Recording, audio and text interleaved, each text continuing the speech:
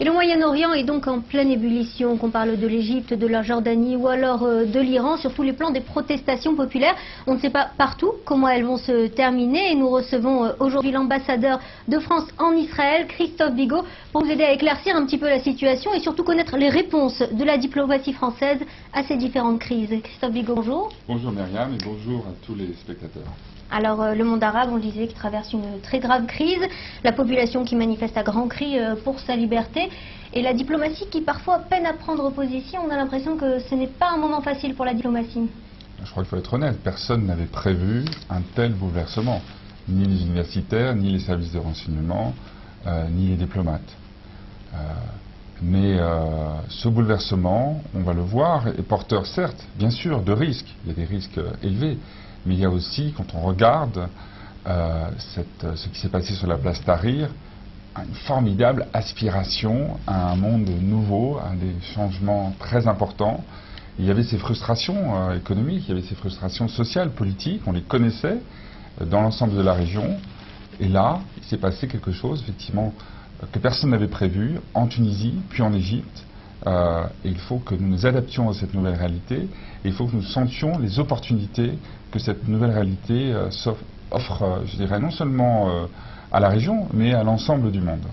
Alors des pays effectivement qui changent de visage, qui changent de dirigeants également, beaucoup d'inconnus, qu'il s'agisse de l'Égypte ou alors de l'Iran qui connaît aussi ses premières manifestations, ou même la Tunisie où la révolution de Jasmin est déjà achevée mais on ne connaît pas encore l'avenir de ces pays. Quoi qu'il en soit, on a eu l'impression, en tout cas les observateurs ont été très critiques sur la diplomatie qui a eu quelques peines à prendre position au début de ces manifestations quant au soutien qu'elle voulait apporter à ces protestations populaires.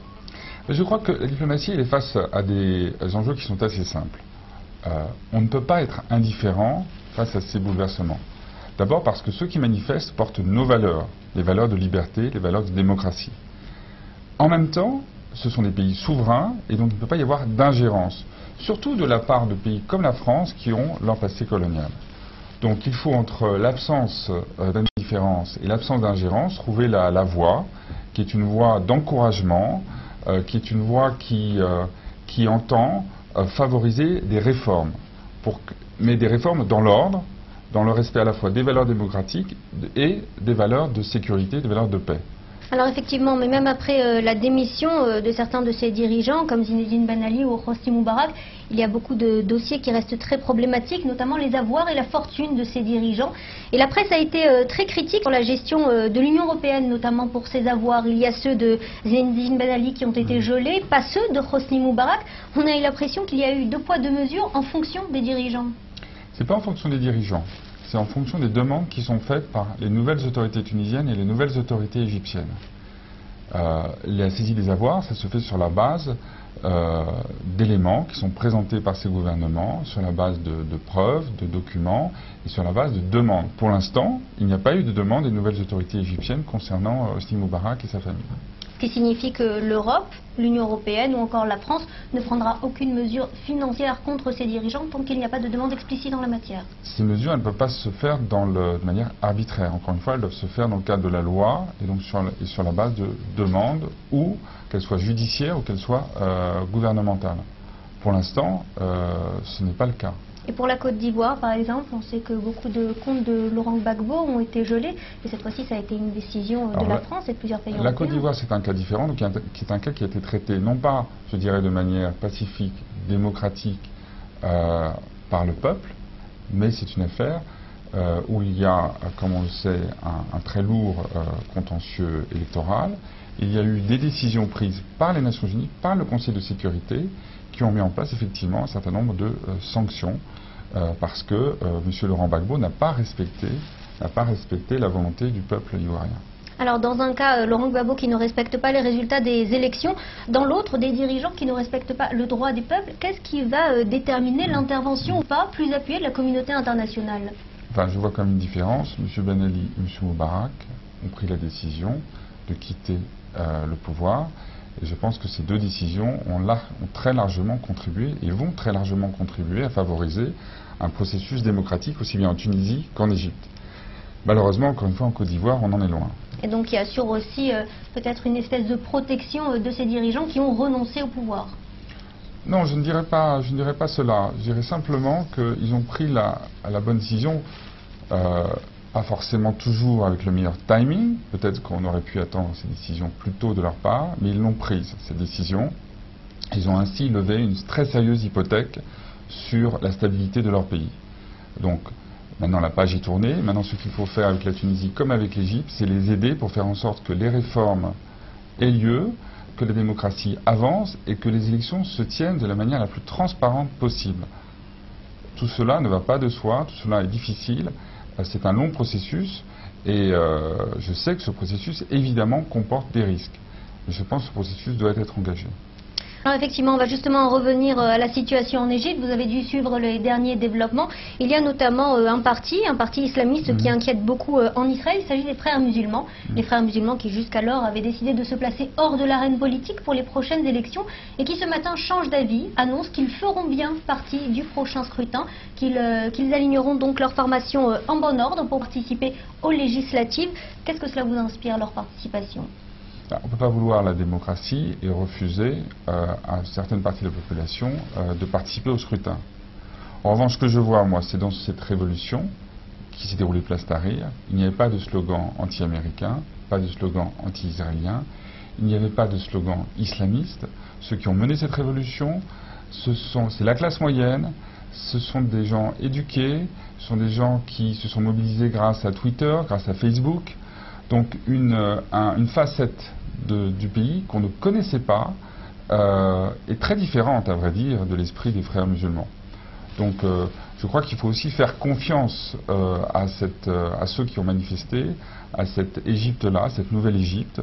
Nous verrons, encore une fois, un scrutin, cela se doit s'organiser, la Constitution doit être modifiée, des garanties doivent être apportées pour que justement ceux qui ont manifesté, qui sont, je crois, la grande majorité des Égyptiens, puissent faire entendre leur voix lors du scrutin qui se déroulera, j'espère, dans les prochains mois. Alors, vous l'avez précisé, dans ces manifestations, on a vu beaucoup de femmes, beaucoup aussi de la jeunesse égyptienne qui manifestait pour ses libertés.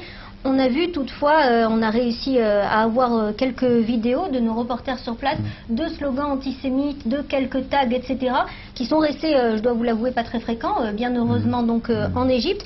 Mais toutefois, les frères musulmans suscitent toujours beaucoup d'inquiétude en Israël pour leur idéologie et pour leurs appels déjà à peut-être réouvrir les négociations de Camp David.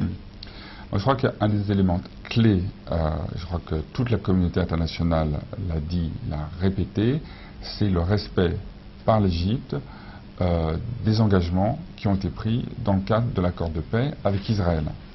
Et une des premières décisions, je le note, des nouvelles autorités égyptiennes, c'est de confirmer qu'elles entendaient bien respecter cet accord de paix. Une décision de l'armée.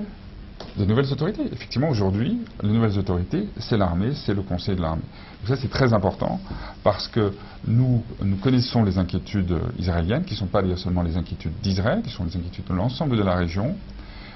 Il est important que l'Égypte continue à jouer son rôle, qui est un rôle de paix, un rôle de stabilité dans la région. Et ça, c'est un élément essentiel pour nous. Et c'est pour ça que nous avons été très heureux de voir que la première décision des nouvelles autorités égyptiennes, c'était de confirmer que l'accord de paix de Camp David était pour eux un élément essentiel de leur politique. Alors je voulais aborder avec vous un autre pays également voisin d'Israël, où là on a vu un espèce de coup d'État tout en douceur, c'est celui du Hezbollah. Je parlais du Liban bien sûr, le Hezbollah qui n'a pas renoncé à désarmer sa milice, qui n'a pas respecté les résolutions de l'ONU en matière également de désarmement et de davantage de prudence à la frontière avec Israël. Et à Jérusalem aujourd'hui on s'interroge sur le visage que prendra prochainement le Liban et sur l'attitude que la France aura avec ce gouvernement où le Hezbollah a des alliances qui le laissent majoritaire. Alors, le Hezbollah sera sans doute dans le prochain gouvernement libanais. Je rappelle simplement qu'il a été dans quasiment tous les gouvernements libanais depuis maintenant 20 ans. Donc l'influence qu'il exercera sur le prochain gouvernement libanais, pour l'instant, nous ne la connaissons pas. Un nouveau Premier ministre a été nommé, M. Mikati. Nous verrons quelles seront les décisions qu'il prendra et nous le jugerons et nous adapterons notre politique en fonction des décisions qu'il prendra. Cela va de soi. Nous avons dit très clairement que ce qui nous importait, c'était par exemple que ce gouvernement continue de coopérer avec le tribunal pour le Liban. Ça, c'est un élément essentiel, évidemment, de jugement sur sa ligne politique. Nous avons dit aussi que nous tenions, de manière quasiment existentielle, à l'unité, à la souveraineté du Liban. C'est la meilleure garantie, nous semble-t-il, pour la sécurité d'Israël. Nous avons fait passer ces messages aux autorités libanaises, comme nous l'avons dit aussi à la Syrie. Peut-on considérer aujourd'hui qu'il y a un dialogue politique entre la France et le Hezbollah, donc présent au gouvernement au Liban? Non, je ne dirais pas qu'il y a de dialogue politique. Nous avons des contacts. Notre ambassadeur à Beyrouth, dans le passé, a eu des contacts avec le Hezbollah, comme d'autres ambassadeurs européens. Parce que le Hezbollah participait au gouvernement, parce que le Hezbollah était au Parlement. Mais notre politique, c'est, encore une fois, favoriser l'unité et la souveraineté du Liban, faire en sorte que ce pays respecte ses engagements internationaux, à commencer par la justice internationale, pour que les assassins de Rafik Hariri soient jugés. Alors justement, vous m'en parliez il y a quelques instants, c'était hors antenne. Vous avez été en poste pendant 3 ans au Liban. Vous avez connu personnellement M. Mikati, l'actuel président du Liban, l'actuel Premier ministre du Liban, qui ne cache pas ses liens avec le Hezbollah. Pensez-vous aujourd'hui qu'il va faire le choix de respecter le jugement du tribunal spécial pour le jugement de Rafik Hariri? Personne ne peut le prévoir.